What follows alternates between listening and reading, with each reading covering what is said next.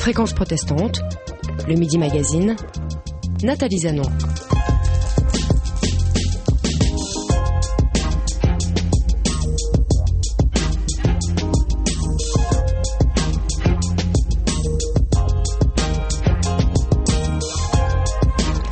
Bonjour à tous.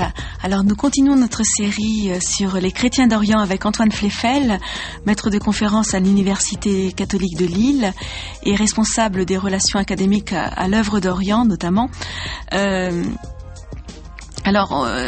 pris le prétexte de votre cours que vous donnez cette année sur les chrétiens d'Orient auxquels peuvent assister les auditeurs et que vous redonnerez, j'espère, l'an prochain, à la fois avec un premier semestre consacré plutôt à l'aspect historique. Et puis au deuxième semestre, vous voyez plutôt la géopolitique, c'est bien cela? Oui, tout à fait. Donc voilà. Alors aujourd'hui, nous allons parler de l'islam et de la convivialité des chrétiens d'Orient avec l'islam. La dernière émission, un auditeur nous avait demandé de traiter ce sujet. Effectivement, c'est un sujet qui est important et qui est d'actualité. Pourquoi, Antoine Fleffel?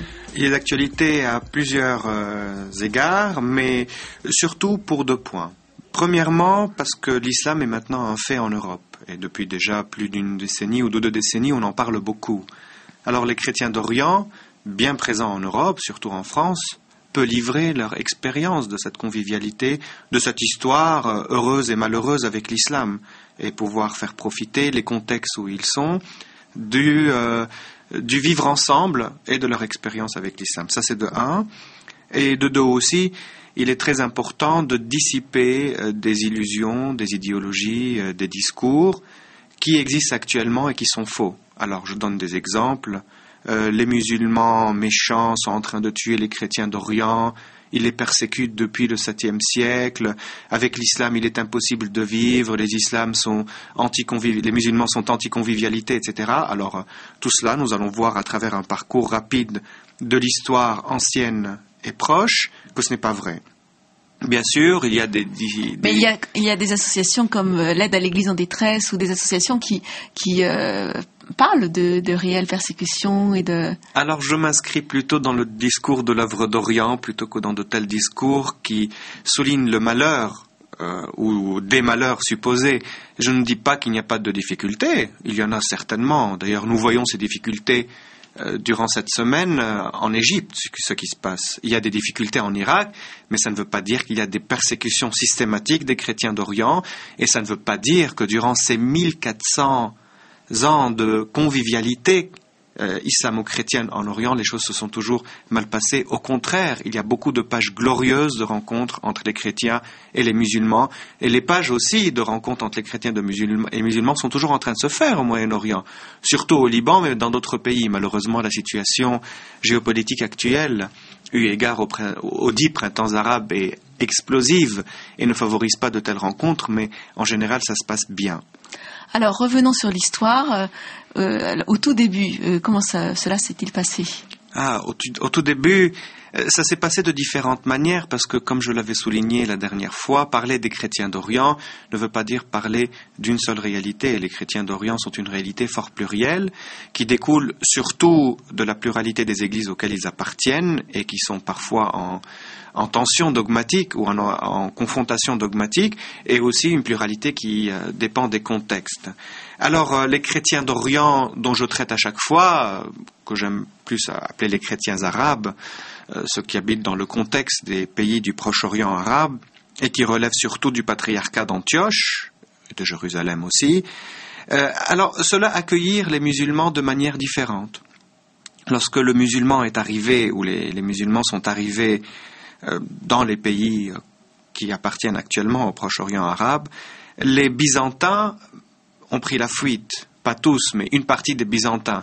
Bien sûr, parce que ceux qui étaient fidèles à Byzance ne pouvaient plus trouver un contexte épanouissant pour vivre, parce que Byzance et les musulmans étaient en confrontation. Mais par contre, beaucoup de communautés et d'églises locales ont accueilli favorablement les musulmans, ou même les ont considérés comme des libérateurs.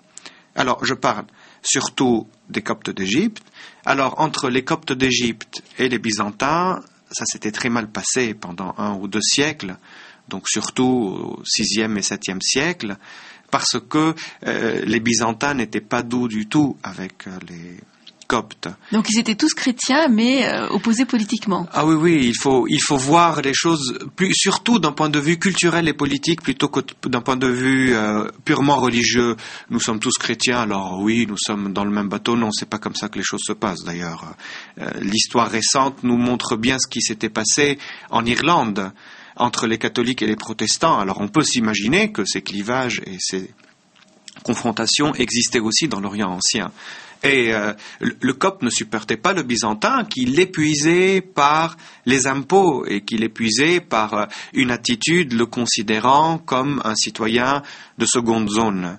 Alors lorsque le musulman est arrivé en Égypte, il n'agit pas de la sorte avec les chrétiens.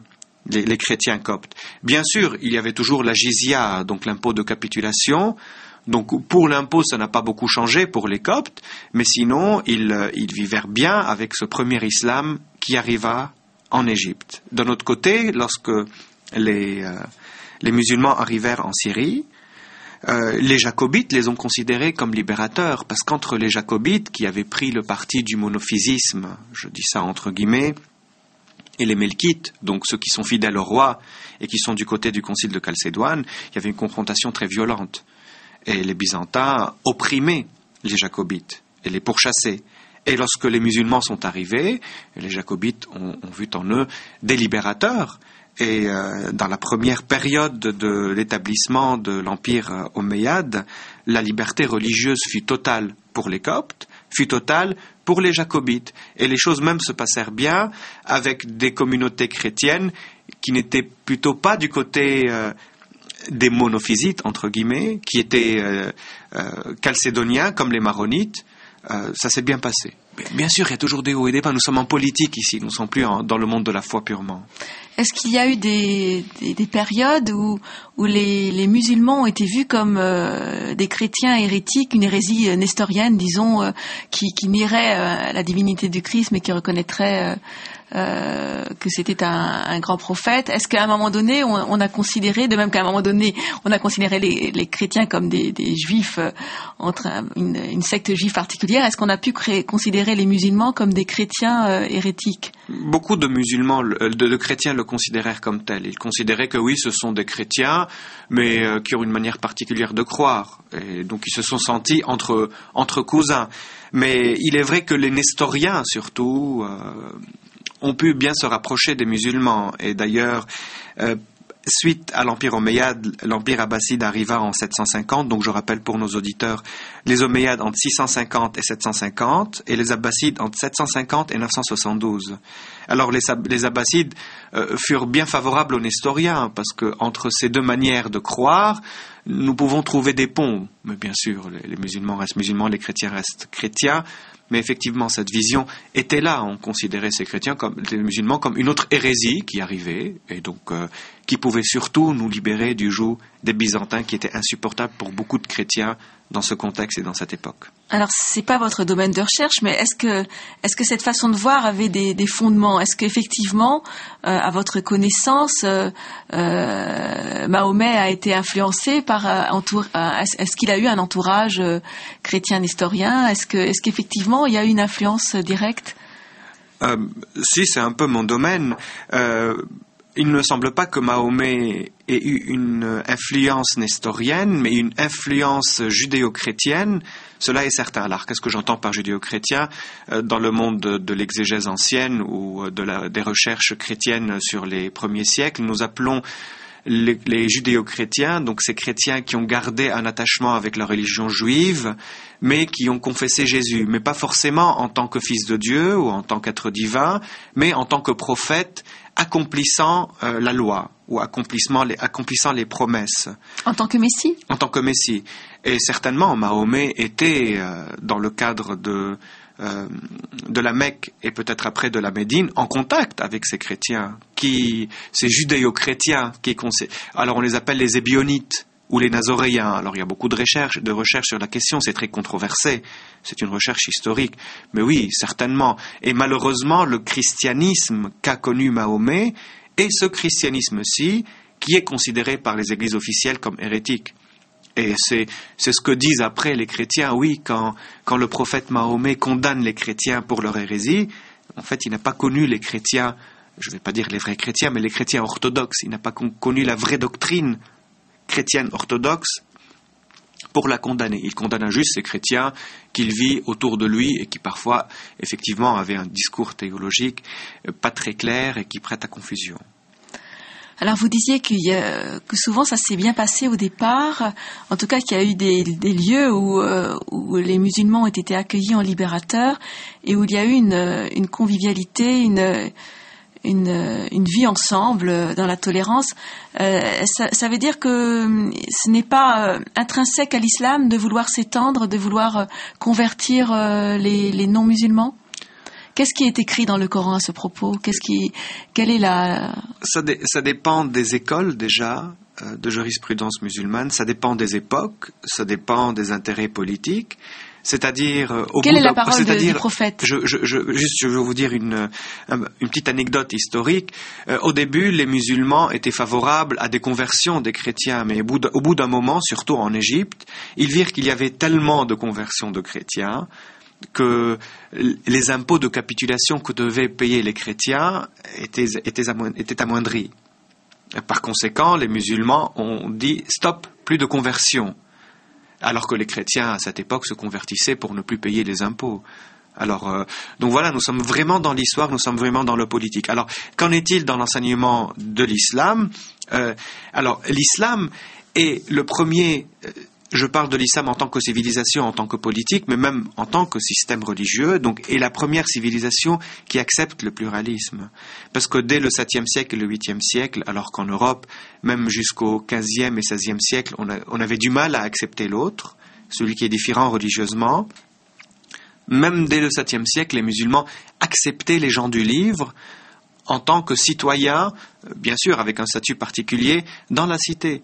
C'est-à-dire que les chrétiens et les juifs sont considérés comme gens du livre, et à ce titre, ils ont le droit d'existence dans la cité. Sauf qu'ils sont considérés comme dhimmi. Alors dhimmi, c'est un terme coranique ou islamique, qui veut dire qu'ils sont sous la protection de l'islam. Et donc, ils ne font pas le service militaire. Par contre, ils payent une jizya, un impôt de capitulation, et à ce titre, ils sont protégés par les musulmans. Donc, ce qu'enseigne l'islam à cet égard, oui, il y a la place pour les chrétiens et les musulmans dans l'islam. Après, quelle place leur donner ? Alors, les choses vont énormément varier selon l'histoire, par rapport aux écoles islamiques, par rapport surtout aux vicissitudes politiques, parce que nous allons voir dans certaines périodes, et pas seulement au début, mais par la suite, les musulmans, les chrétiens accédaient au plus haut rang politique et aux plus hautes fonctions politiques, et dans d'autres périodes, être écartés parce que alliés des croisades, parce que sous suspicion, parce que tel intérêt ou tel autre n'allait pas dans le sens de telle ouverture. Ce sont vous parlez toujours de politique, j'ai l'impression que c'est vraiment très très important dans la vie des chrétiens d'Orient, c'est comment dire, la culture, la politique. On peut pas s'en tenir à la théologie, parce que moi j'aurais toujours tendance à vous ramener à une théologie pure en disant comment s'entendaient les théologiens, est-ce qu'il y a au niveau entre les musulmans par exemple et les chrétiens à l'époque mais en fait je vois que vous ramenez toujours la vraie vie. Nous pouvons parler de théologie. Alors il existe une théologie arabe, alors je ne parle pas de la théologie arabe actuelle, donc écrite en langue arabe pour le contexte arabe par des chrétiens arabes, donc qui appartiennent à des pays arabes, j'en fais partie. Non, je parle d'une théologie chrétienne arabe qui se constitua à partir du 7e ou 8e siècle. Et qui dura 5 siècles quand même, jusqu'au 13e. Le 13e siècle est une époque assez sombre pour les chrétiens d'Orient, parce que c'est l'arrivée des Mamelouks. C'est sous les Mamelouks que les chrétiens d'Orient vécurent vraiment une période très sombre, parce que les Mamelouks étaient... Rappelez-nous, les Mamelouks. Alors, les Mamelouks, d'une manière plus précise, arrivèrent en 1251, et leur empire dura jusqu'à 1517. Et les Mamelouks étaient surtout une réaction aux croisades. Donc ils étaient là, c'était eux qui refirent la conquête et qui témoignèrent de la fin des croisades. Et bien sûr, il fallait aussi punir les alliés des croisés. Et certains chrétiens d'Orient, ou un nombre considérable à la fin, étaient alliés des croisés. Et donc les Mamelouks les ont punis. Et les chrétiens d'Orient payèrent cher cela. Mais jusqu'à cette époque, pendant 5 siècles, il y eut toute une littérature de théologie chrétienne arabe. C'est-à-dire que non seulement les chrétiens s'inculturèrent dans le monde arabe, ils adoptèrent la culture, la civilisation, ils contribuèrent à la faire, mais en plus, ils ont parlé cette langue et ils ont écrit en arabe en forgeant une terminologie chrétienne arabe. C'est à ce point-là que ces chrétiens se sont plongés dans le monde arabe. Et nous avons des centaines, je crois, des milliers même de traités, dont certains qui attendent à être toujours travaillés, qui sont toujours dans un état manuscrit, qui témoignent de cette théologie arabe. Alors cette théologie arabe, nous la trouvons aussi bien chez les Byzantins, que chez les Jacobites, que chez les Coptes, que chez les Nestoriens. Et d'un autre côté, cette théologie est témoin de la grande ouverture des califes, qui acceptaient que les chrétiens viennent leur dire « Nous croyons en Dieu, Trinité, et nous croyons que la prophétie de Mahomet et le Coran ne sont pas vraies. Que Mahomet n'est pas un vrai prophète, il ne peut pas l'être, après Jésus-Christ, il n'y a pas de prophétie. » L'islam était à tel point ouvert et acceptait l'échange, à un point qu'on pouvait leur dire cela. Alors, bien sûr, ce n'était pas toujours le cas, il y avait des exceptions, mais il y a eu une vie théologique très riche durant cette première période, même pas première période de l'islam, parce que cela fut le cas sous les Omeyyades, mais aussi sous les Abbassides, jusqu'à la fin du Xe siècle, et même sous les Fatimides.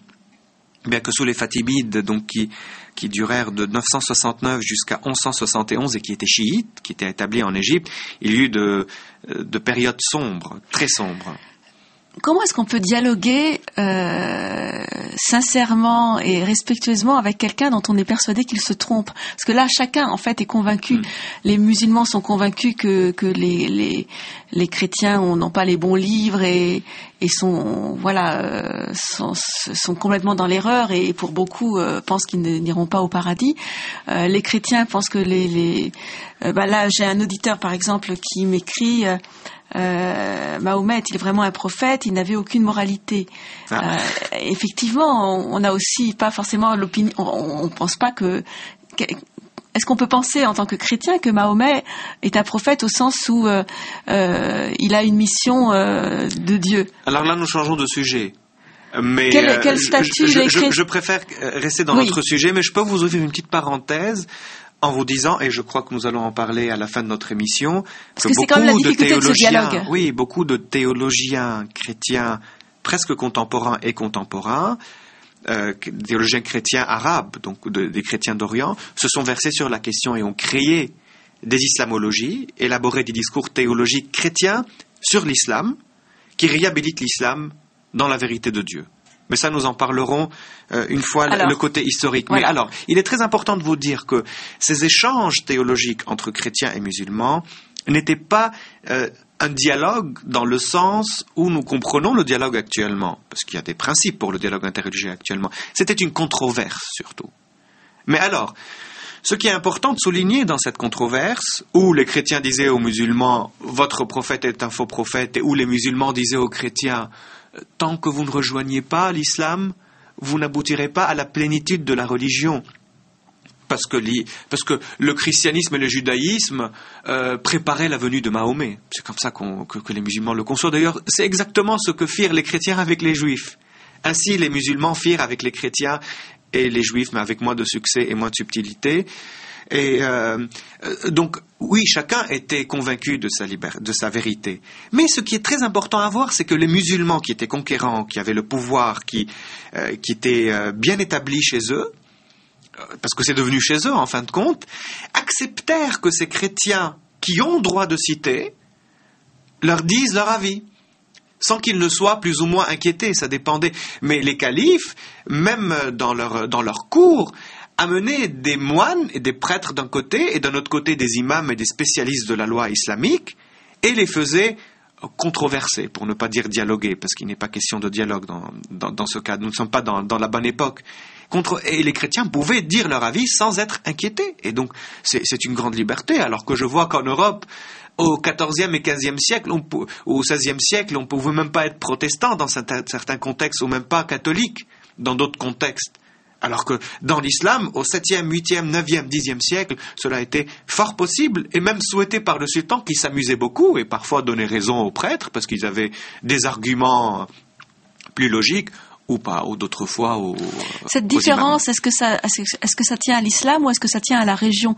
Est-ce que de même les chrétiens en Orient étaient très ouverts aux controverses et est-ce que c'est simplement qu'en Orient on a une façon de voir moins qui permet les discussions ou est-ce que ça tient ce que vous dites, la différence entre ce qui se passait au sein de l'islam où les chrétiens pouvaient donner leur avis et puis ce qui se passait en Occident où les non-chrétiens n'avaient pas vraiment à donner leur avis, est-ce que ça tient à la différence entre le christianisme et l'islam ou est-ce que ça tient à la région, à la culture? Différence sociologique, anthropologique, culturelle et il faut dire que l'islam des premiers siècles a eu l'intelligence d'accepter la rencontre civilisationnelle. C'est-à-dire que l'islam n'est pas venu ici en détruisant tout. Alors, ce fut le cas après. Il y eut d'autres islams, d'autres interprétations, surtout à partir du XIIIe, XIVe siècle. Alors là, nous sombrons dans une autre époque malheureuse, que je regrette et que beaucoup de musulmans regrettent.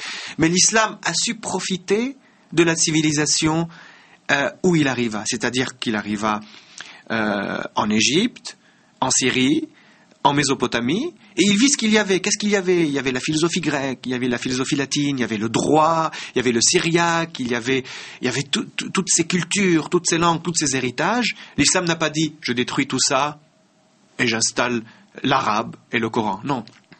Il a dit « je vais tout traduire en arabe. Je vais profiter de tous ces acquis philosophiques ». C'est pour cela que nous eûmes durant cette période beaucoup de philosophes musulmans et même chrétiens, qui profitèrent de tous ces acquis. N'oublions pas que c'est l'islam ou la civilisation arabe qui a redonné à l'Europe les philosophes qui étaient déjà chassés avant. N'oublions pas le rôle civilisateur qu'a joué l'islam à cet égard, parce que lorsque la civilisation était en pleine expansion dans le monde arabe, 11e et 12e et 13e siècle, et à tous les égards, que ce soit pour la science, que ce soit pour la littérature, pour la philosophie, en Europe c'était des barbares, et on se demandait ce qui se passait là-bas. C'était le monde à l'envers. Mais après... Alors comment est-ce que cela a évolué avec le temps? Alors cela a évolué avec le temps, c'est que avec les Mamelouks, le monde musulman déjà... Donc les Mamelouks, ils venaient d'où? Alors les Mamelouks, ce sont des Turcs. Il faut dire qu'avec les Mamelouks, il y a un changement majeur qui se passe dans le monde musulman. Un changement majeur, c'est que nous passons d'un monde musulman arabe à un monde musulman turc. Certains des chrétiens d'Orient actuellement le regrettent et disent, tiens, lorsque nous étions avec l'islam arabe, cela se passait plus ou moins bien, nous pûmes nous débrouiller avec eux, mais une fois que les Mamelouks sont arrivés, les choses ont changé. Bien sûr, il faut beaucoup nuancer cela, parce qu'après, avec les Ottomans, ça va se passer autrement. Effectivement, la période Mamelouk était dure, mais le fait aussi que ce sont des gens qui viennent d'un autre contexte, qui est le contexte turc et pas le contexte arabe, joua aussi un rôle. Donc, mais, pardon, excusez-moi, il faut dire que les croisades ont fait beaucoup de mal aux chrétiens d'Orient.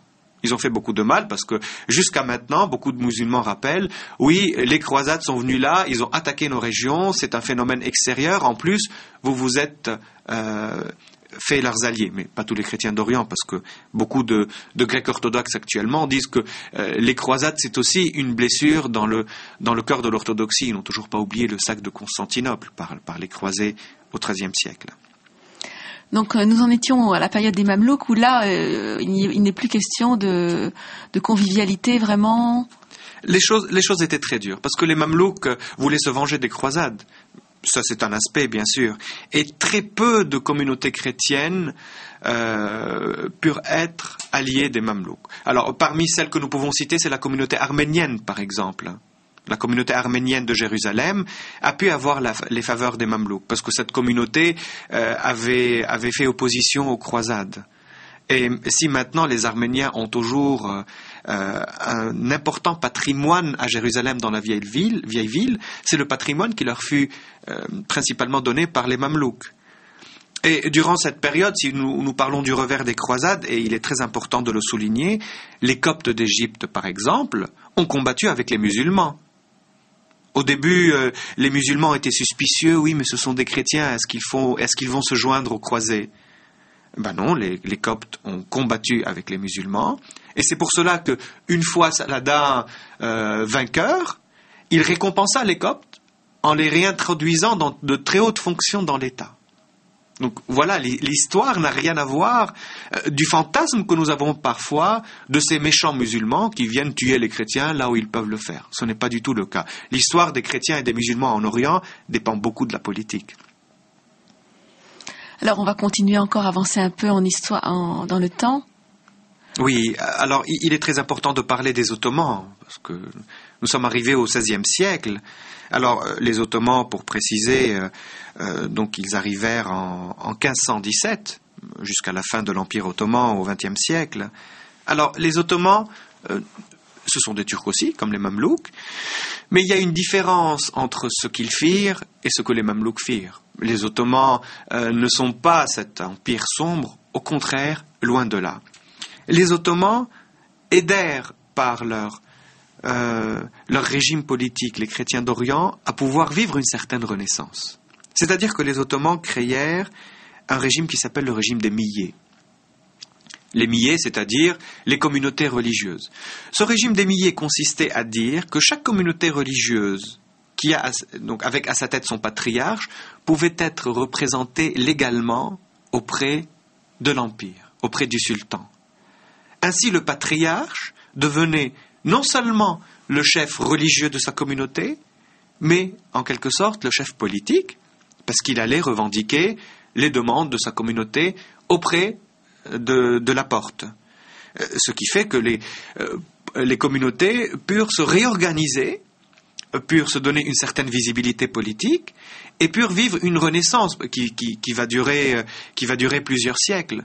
Et je peux dire que grosso modo, les choses se sont bien passées entre, peut-être pas immédiatement au début, mais au fur et à mesure, les choses se passaient bien parce que ces chrétiens-là jouèrent le jeu aussi de l'inculturation et jouèrent l'inculturation arabe au sein de l'Empire ottoman. Ils étaient attachés à la culture locale et aussi le jeu de l'intégration.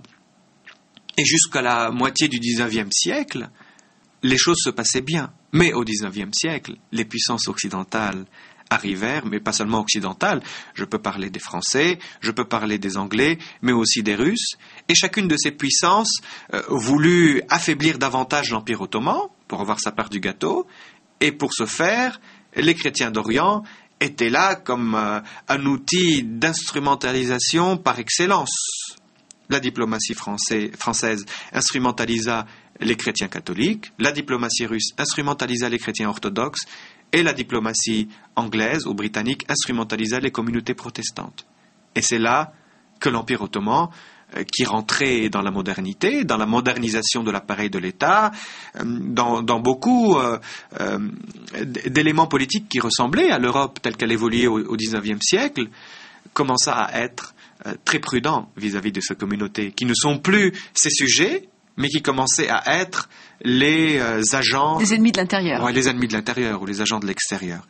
Et c'est pour cela que les choses évoluèrent mal après, à partir de la fin du XIXe siècle, jusqu'à aboutir au malheureux génocide arménien, qui peut être considéré comme l'une des conséquences de tout cela, mais pas seulement, mais entre autres. Et comment cela se passait-il sinon au niveau des conversions? Les communautés étaient à ces différentes époques, quand ça se passait bien, quand ça se passait moins bien, les communautés étaient vraiment hermétiquement séparées, ou est-ce qu'il y avait des conversions, des chrétiens qui devenaient musulmans, des musulmans qui devenaient chrétiens?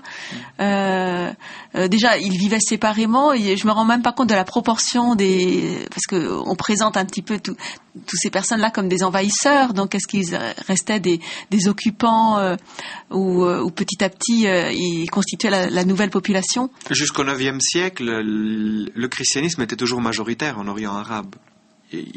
Il a fallu arriver jusqu'au Xe siècle pour que les musulmans commencent à être majoritaires. Donc quand ils étaient minoritaires, les musulmans habitaient dans les mêmes villages, des maisons à côté ou dans des lieux différents? Tout était mélangé. Tout était mélangé. Tout était mélangé. Bon, il y aurait certainement des exceptions dans certaines régions, mais chrétiens et musulmans vivaient ensemble. Et il faut dire que si les chrétiens, étaient tentés par la conversion à l'islam au fur et à mesure, c'est pour échapper à des mesures vexatoires qui par la suite s'installèrent, et c'est pour pouvoir accéder à de hautes fonctions dans l'État qui n'étaient réservées qu'aux musulmans. Donc ça s'est fait surtout sur fond culturel.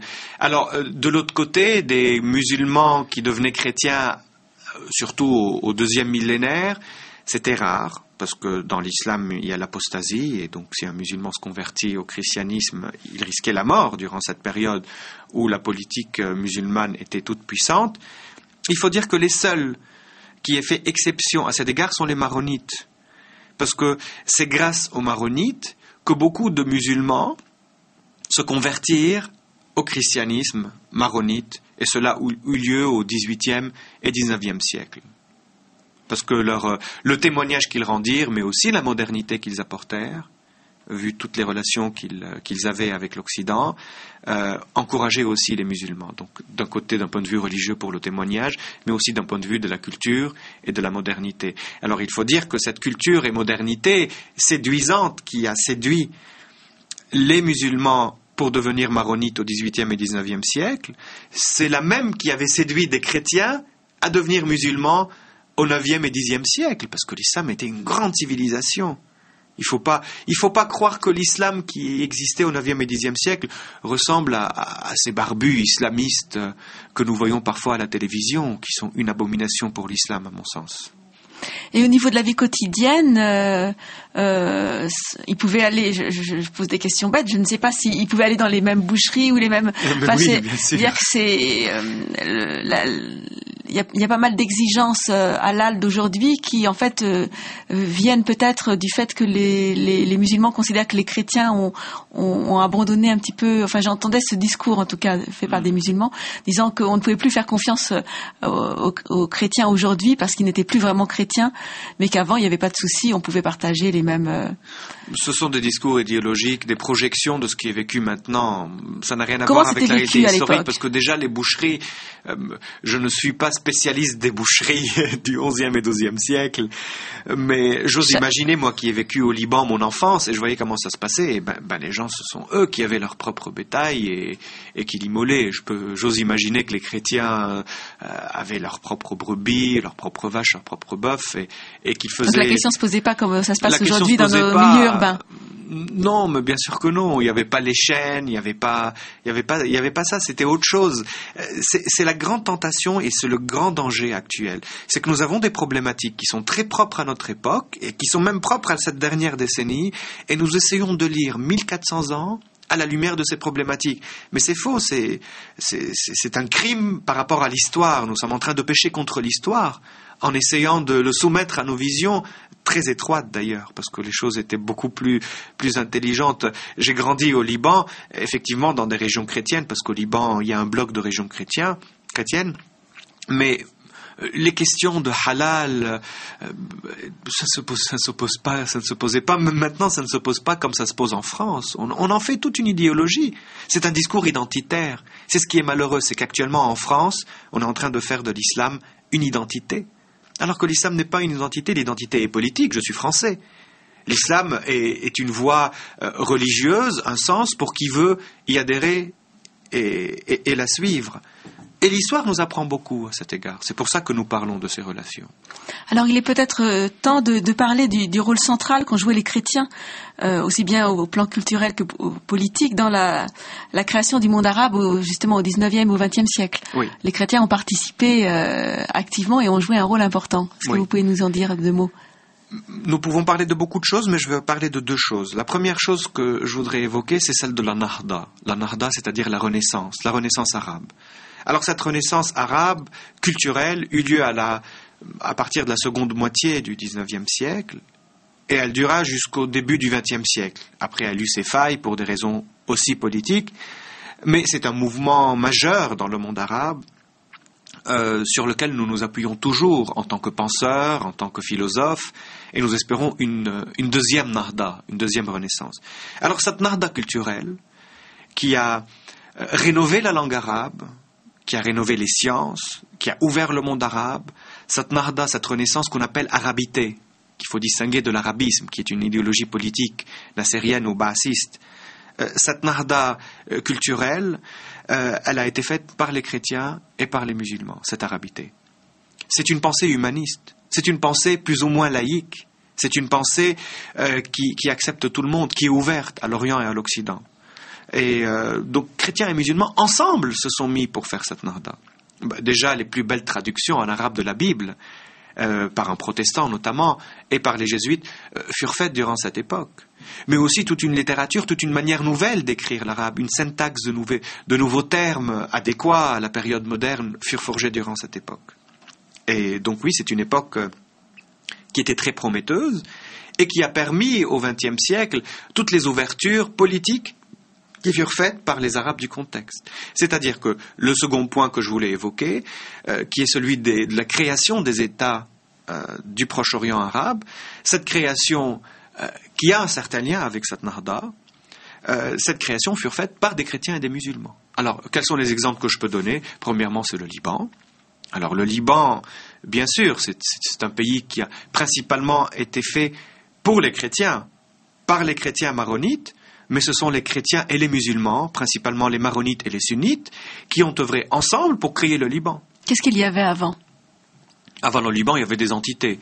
Avant le Liban, c'était l'Empire ottoman qui donnait une certaine autonomie politique à cette région. On appelle Al-Qa'im Maqamitain ou Al-Mutasarrifiyya, donc ce qui correspondrait à des districts ou des régions qui s'autogouvernent. Et ensuite, il y a eu le Grand Liban, le Petit Liban, il y a eu le mandat français. Et chrétiens et musulmans se sont mis ensemble pour affronter le mandat français, l'occupant français. Ce sont eux qui ont chassé le français du Liban. Excusez-moi de le dire de cette manière crue, je mets entre guillemets mes propos. Et c'est en 1946 que le Liban eut son indépendance.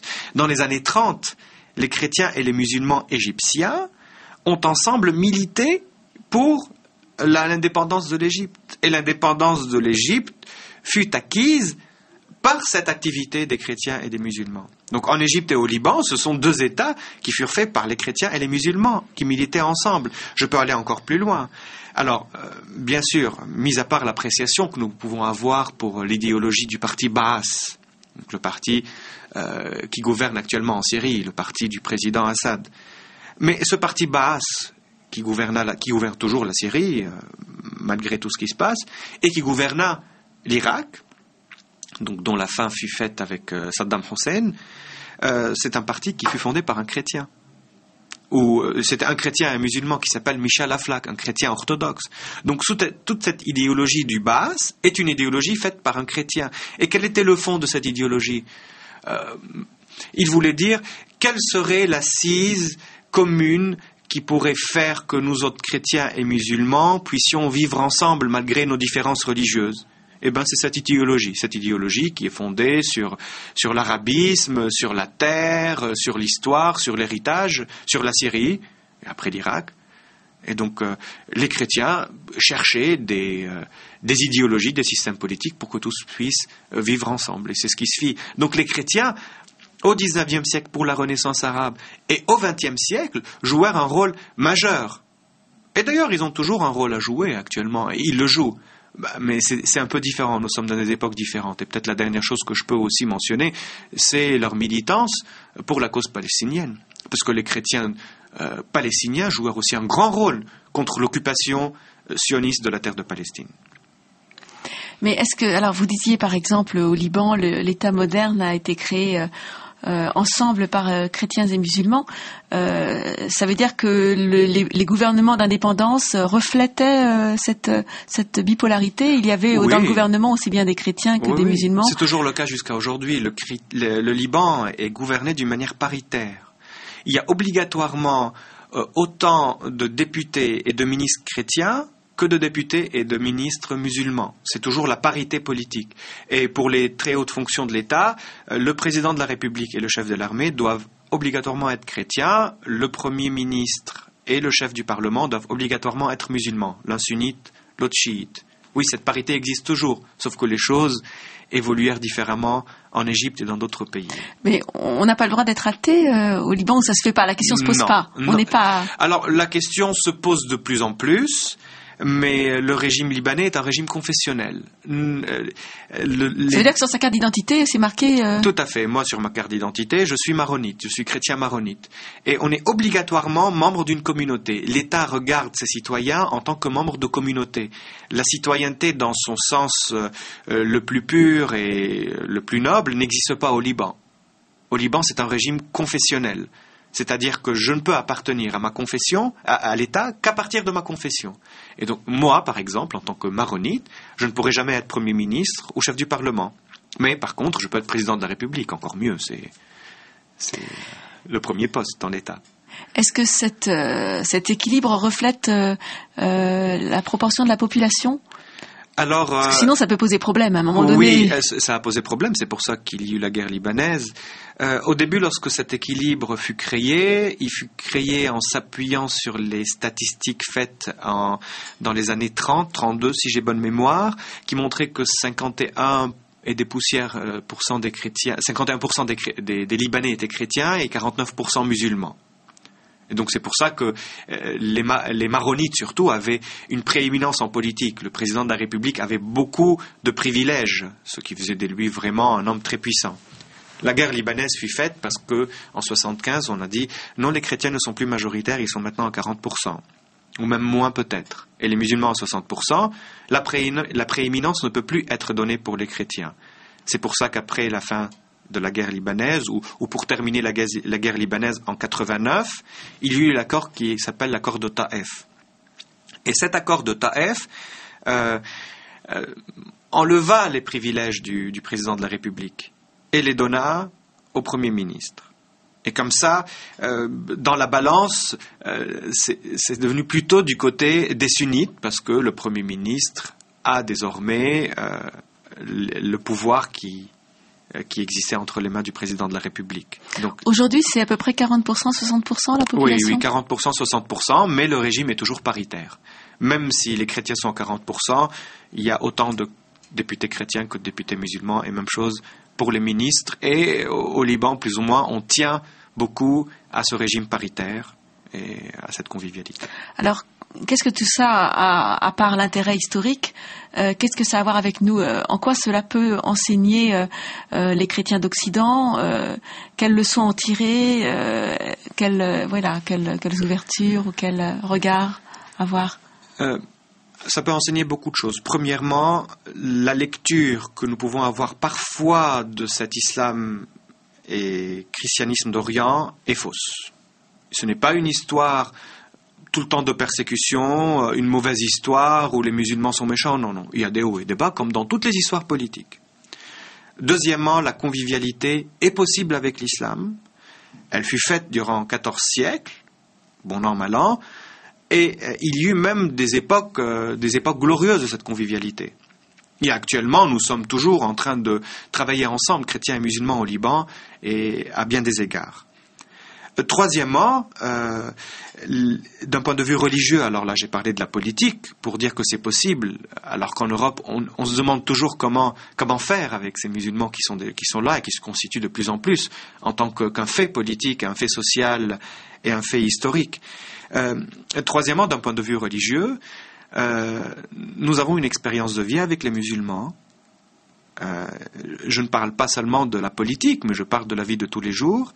Et plusieurs théologiens chrétiens arabes, dont une partie est toujours vivante, a eu sa lecture de l'islam. Voulant dire, arrêtons de considérer que cette religion est une fausse religion, c'est une religion du mal, ou c'est une religion diabolique, comme un certain héritage veut l'entendre, mais voyons comment nous pouvons l'apprécier à partir d'une lecture différente de la foi chrétienne. Et effectivement, plusieurs théologiens ont donné la réponse et ont réhabilité l'islam dans la vérité de Dieu ou dans l'histoire du salut. Je vous donne quelques idées. Un théologien maronite qui s'appelle Michel Hayek dit que l'islam, dans une analyse très sérieuse, il faut lire ses écrits, là j'en parle très rapidement, dit que l'islam appartient à l'histoire du salut à travers Ismaël. Parce que comme les chrétiens et les juifs sont les descendants d'Abraham à travers Isaac, l'islam est descendant d'Abraham à travers Ismaël. Et à ce titre, il bénéficie toujours des promesses que Dieu a données à Abraham, même s'il est exclu dans le désert. À ce titre, l'islam est dans l'histoire du salut. Il n'est plus dans le faux. Il n'est plus condamnable. Bien sûr, après, Michel Hayek professe une théologie inclusive et dit que l'islam, par contre, n'aboutira à sa plénitude qu'en rencontrant le Christ. Il est toujours dans le désert et sa sortie du désert se fera en rencontrant le Christ. Mais c'est une lecture. Une autre lecture fut faite par Georges Kodr, donc un évêque orthodoxe, cette fois libanais, et qui dit « Je veux lire l'islam à partir de la théologie des pères de l'Église et de Justin le martyr, du logos spermatikos, donc des semences du Verbe dans la création. Les semences du Verbe sont partout dans la création. Elles ne sont pas seulement dans le christianisme, elles sont depuis le début de la création. Et donc forcément, ces semences du Verbe existent dans l'islam. Certainement, il y a la vérité de Dieu dans l'islam, parce que Dieu ne peut pas délaisser toute une religion et tout un peuple sans en prendre soin. Mais Georges Kodr aussi professe une théologie inclusive comme celle de Hayek et va dire « Mais toutefois, moi, quand je vais vers l'islam, découvrir la vérité de Dieu, je vais là-bas chercher le Christ qui sommeille dans cette nuit des religions. » Mais l'islam est quand même réhabilité dans la vérité de Dieu. Après, il y aura d'autres théologiens qui ne vont pas professer une théologie inclusive, mais une théologie pluraliste qui consiste à dire que toutes les religions ont leur expérience de Dieu et que cette expérience peut être considérée comme authentique sans qu'il y en ait une qui soit supérieure à l'autre. Parmi ceux-là, je peux citer Joachim Mubarak qui a un pluralisme théologique mais assez timide, qui dit que l'islam est une religion abrahamique authentique.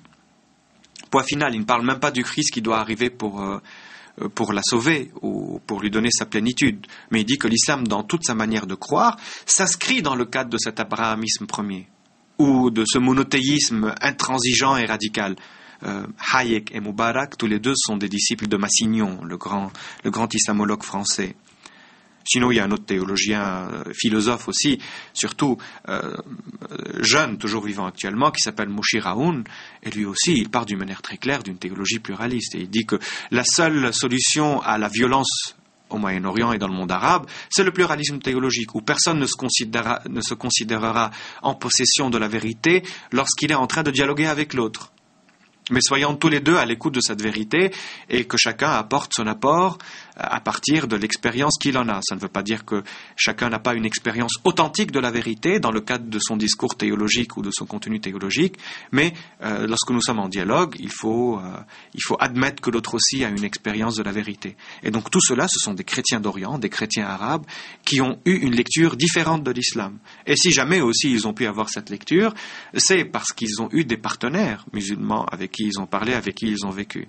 Il y a une chose très importante que je voudrais dire à cet égard, c'est que moi, le chrétien d'Orient, le chrétien arabe, le chrétien libanais, l'islam pour moi, non seulement n'est pas un élément étranger, non seulement n'est pas l'autre, l'islam est une partie de mon identité chrétienne, de chrétien d'Orient. Parce que l'islam est cette religion avec qui je vis depuis 14 siècles, et c'est cette religion qui a donné un apport culturel et civilisationnel à mon christianisme tellement important qu'il est devenu une partie de moi. Moi, je ne peux pas imaginer mon avenir de chrétien d'Orient, en Orient, sans l'islam, parce que nous sommes partenaires, nous vivons dans la même terre, et si je veux donner une parole théologique et de foi, il est ma responsabilité, parce qu'il m'incombe, moi le chrétien, de rendre un témoignage authentique et adéquat du Christ envers lui. Je vous remercie beaucoup, Antoine Pfeffel. Nous allons arrêter là notre émission. Nous reprendrons notre étude des chrétiens d'Orient dans une prochaine émission. Nous parlerons plus de géopolitique. Merci encore d'être venu à notre antenne sur Fréquence Protestante.